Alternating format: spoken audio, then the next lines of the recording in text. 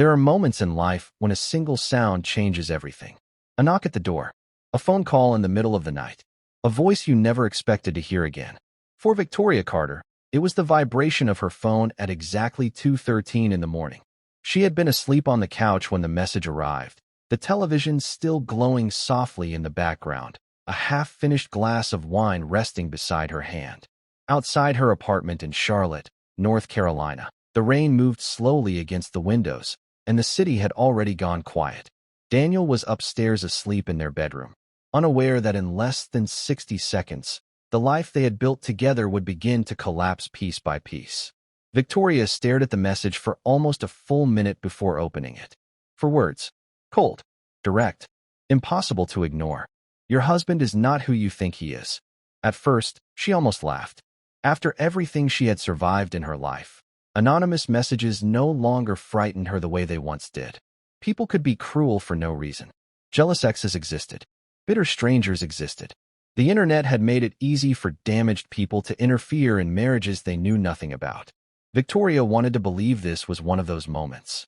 She wanted to delete the message, turn off her phone, and go upstairs beside the man who had spent the last 4 years convincing her that love could still feel safe again. But then another message arrived, and this time, it included screenshots. The screenshots were detailed. Hotel reservations, late-night text conversations, photos of Daniel entering places Victoria had never heard of before. At first, she tried to rationalize everything she was seeing. Business meetings, old conversations taken out of context. Maybe someone was trying to blackmail him. Maybe there was another explanation waiting somewhere beneath the surface. But then she noticed the dates. Every single screenshot matched nights Daniel had told her he was stuck at work. One photo showed him sitting beside a woman at a rooftop restaurant in Atlanta on the same evening he claimed he had missed his flight because of weather delays. Another showed him walking into a condo building in Miami 2 months earlier during what Victoria believed was a financial conference. There were timestamps, parking receipts, photos taken from distances close enough to feel personal. Whoever sent these messages had been watching him carefully for a very long time. Victoria felt something strange happen in that moment. Not panic, not rage, something quieter. The kind of silence that settles into a person when denial begins to lose its grip. She sat there until nearly 4 in the morning scrolling through everything the stranger sent her. 23 screenshots, 9 photos, 3 voice recordings she was too afraid to play. Upstairs, Daniel slept peacefully while the woman downstairs slowly realized she might not know him at all. Before we go deeper into this story, let us know in the comments where you're watching from. We'd love to hear from you, and don't forget to hit that subscribe button so you never miss any of our upcoming videos. For the next 3 days after receiving the messages, Victoria said absolutely nothing to Daniel. She still woke up beside him each morning. She still cooked dinner every evening. She still kissed him goodbye before work. She laughed at his jokes, sat beside him during movies, folded laundry while he answered emails nearby. From the outside, nothing appeared different. But internally, Victoria had entered a completely different reality. Every movement Daniel made suddenly felt loaded with hidden meaning.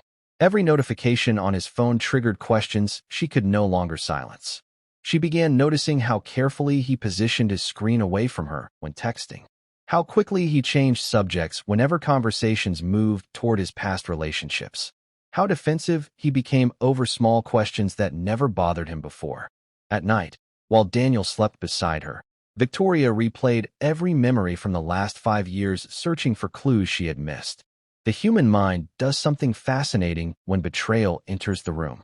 It begins reorganizing history. Moments that once felt harmless suddenly appear suspicious. Conversations become evidence. Silences become warnings.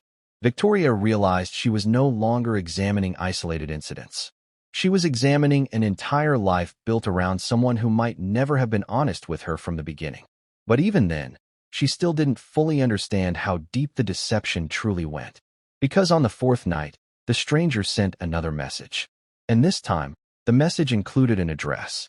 At first, Victoria assumed it was another hotel or apartment connected to one of Daniel's affairs. But when she searched the address online, she discovered it belonged to a storage facility nearly 30 minutes outside the city. The stranger included only one sentence beneath the address. Unit 441 belongs to him. Victoria stared at the message for a long time before finally locking her phone and walking upstairs toward the bedroom. Daniel was already asleep. One arm stretched across his side of the bed. Calm breathing. Peaceful expression. The image disturbed her more now than it comforted her. She stood there in darkness watching the man she married and wondering whether any part of him had ever truly existed at all. The following afternoon, after Daniel left for what he claimed was a client meeting in Raleigh, Victoria drove alone to the storage facility. The entire drive there felt unreal. Part of her still believed she would arrive and discover some misunderstanding capable of restoring normal life again. But another part of her already knew normal life was gone forever. The facility sat near an industrial section outside Charlotte surrounded by auto shops and empty warehouses. Victoria parked slowly, checked the unit numbers, and eventually stopped in front of Unit 441. Her hands shook while entering the access code included anonymously in the message. When the metal door finally rolled upward, Victoria immediately realized this was far beyond an affair. Boxes lined the walls from floor to ceiling. Filing cabinets, plastic containers, old luggage, shelves filled with documents. At first glance, it resembled a private office someone abandoned in a hurry. Then she noticed the photographs. There were dozens of them. Women of different ages standing beside Daniel in different cities across several years. Some photos appeared romantic. Others looked casual. But every image revealed the same disturbing pattern. Different women believed they were sharing meaningful moments with the same man under completely different circumstances. Victoria moved deeper into the storage unit slowly, trying to process what she was seeing. Inside one filing cabinet, she discovered printed conversations between Daniel and multiple women. The names changed constantly. Rebecca, Allison, Megan, Jennifer. Some conversations were emotional, others financial. Several women discussed sending money. One referred to Daniel by the name Michael. Another called him Christopher. Victoria's breathing became uneven as realization settled heavily over her. Her husband wasn't simply cheating. He was living different lives with different identities. One document showed a wire transfer totaling $40,000 from a widow in Arizona. Another included photographs of luxury watches and cash deposits. There were fake driver's licenses inside a locked box alongside burner phones and notebooks filled with handwritten schedules. It looked organized, methodical, practiced. This wasn't reckless behavior discovered accidentally. This was a system Daniel had perfected over years. And suddenly Victoria understood why the stranger had chosen to contact her. Whoever sent those messages didn't just want to expose infidelity. They were trying to warn her about something far more dangerous.